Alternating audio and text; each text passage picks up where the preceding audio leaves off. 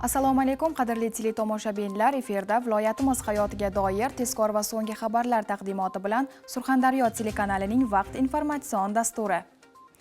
Mamlakatimizda O'zbekiston kitobxonlar yurti shiori ostida o'tkazilayotgan kitobxonlik haftaligi doirasida viloyatimizda ham kitobxonlik madaniyati va kitob targ'ibotiga bag'ishlangan tadbirlar tashkil etilmoqda.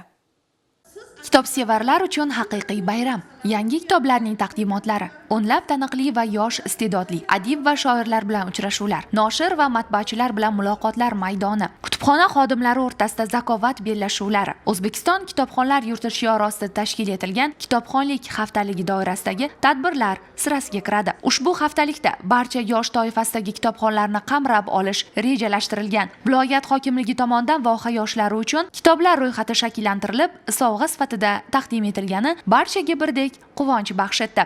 Haftalik doirasida nafaqat axborot kutubxona markazlarimizda, shuningdek mahallalarda, chekka qishloqlarimizda, umumiy o'rta ta'lim maktablarida, ko'zi ojizlar maxsus kutubxonalarida yoshlarimiz, talabalar, o'quvchilar, keng jamoatchilik vakillari, shoir va yozuvchilar, noshirlar, bosmaxona vakillari bilan muloqotlar asnosida turli madaniy ma'rifiy tadbirlar tashkil etildi.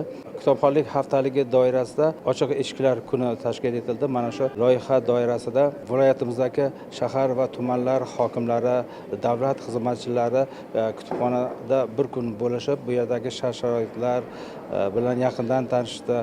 Qolaversa 500 donadan to 1,5 ming donagacha bo'lgan eng sara adabiyotlar jamlanmasini mana shu axborot kutubxona markazlarimizga sovg'a tariqasida topshirishdi. Bu bilan axborot kutubxona markazlarimizni fondini yanada boyitishga ular o'z hissasini qo'shdi. Axborot va ommaviy kommunikatsiyalar boshqarmasi, O'zbekiston yozuvchilar uyushmasi, viloyatimizdagi mavjud kutubxonalar hamda mas'ul muassasalar bilan hamkorlikda o'tkazilgan tadbirlarda kitob savdo yarmarkalari, kitobxonlar o'rtasida so'rovnomalar, sovrinli viktorinalar, intellektual bellashuvlar tashkil etildi. Axborot kutubxona markazi xodimlari o'rtasida zakovat intellektual o'yini rejalashtirilgan va bugungi kunda amalga oshirilmoqda.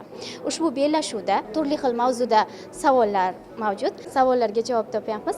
Albatta bu bellashuv bizni yana ham o'z ustida ishlashimizga hamda badiiy, ilmiy, boshqa sohalarga oid kitoblarni o'qishimizda turtki vazifasini bajaradi. Shuningdek, haftalik davomida kitoblar, suratlarda, rasmlar tanlovi hamda shoir va yozuvchilarning hayoti va ijodiga nazar tashlash maqsadida ijodiy kechalar ham o'tkazildi.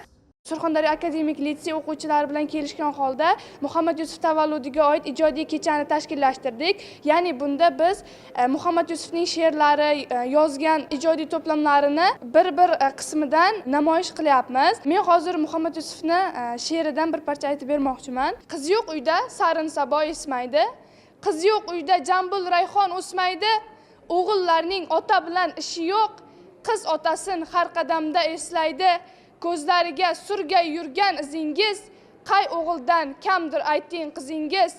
Kitobxonlik haftaligi yosh kitobsevarlarni ham kashf qilmoqda. Feruz Mirzoaliyev, viloyat ichki ishlar akademik litseyi o'quvchisi. U 15-19 yosh toifasida tashkil etilgan kitobxonlik tanlovida ishtirok etib, o'z ustida ishlamoqda. Mutolaa qilayotgan asarlarim ko'p, ammo o'qishim kerak bo'lgan kitoblar undan ham ko'p, deydi qahramonimiz. Men shu kungacha juda ham ko'plab adabiyotlarni o'qib chiqdim. Hattoki yosh kitobxon ko'rik tanloviga berilgan kitoblar ro'yxatini 40 tadan ziyodini ham o'qib chiqaman. Badiiy kitoblardan tashqari ilmiy kitoblarni ham ko'p o'qiyman hamda Termiz shahridagi ushbu kutubxonaga kelib yana ham ko'plab kitoblarni o'zim o'qishim kerakligini bildim hamda o'zim o'qishim kerak bo'lgan kitoblar qatoriga qo'shdim. Kitob o'qish insonning nafaqat moddiy, balki madaniy tomondan ham o'ziga kerakli bo'lgan boyliklarni orttirishga yordam beradi.